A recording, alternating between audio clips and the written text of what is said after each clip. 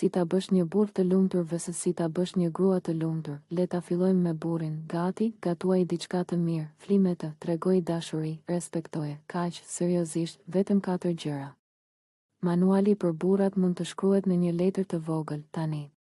Si ta bësh një grua të lumtur, mbaju fort, duhet të jesh i fort, i sigurt në vetvete, emocionalisht inteligjent, qesharak, ambicioz, pastaj duhet të jesh edhe hidrauliku i saj, elektricisti i saj, ai që rregullon çdo gjë në shtëpi, ndërtuesi, bankomati, terapisti, trajneri i jetës, miku më i mirë, sistemi i sigurisë, truproja, agjenti i udhëtimeve, shoferi, fotografi, asistenti personal, mjeshtri për çdo punë, i dashuri dhe mbështetja emocionale, dhe akoma nuk kemi arritur as në gjysmë të listës, dhe të gjitha këto duhet t'i bësh duke qenë edhe misterioz, interesant, pak i paparashikueshëm, duhet të jesh i disponueshëm.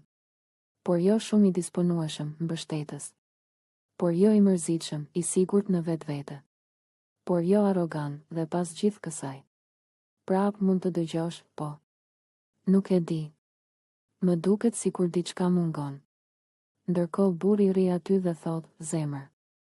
Atë bukën që më bëre. Ai përqafimi. Dhe ajo mbrëmja jon, ishin fantastike. Burrat janë krijesa të thjeshta, ushqej, duaj, respektoj.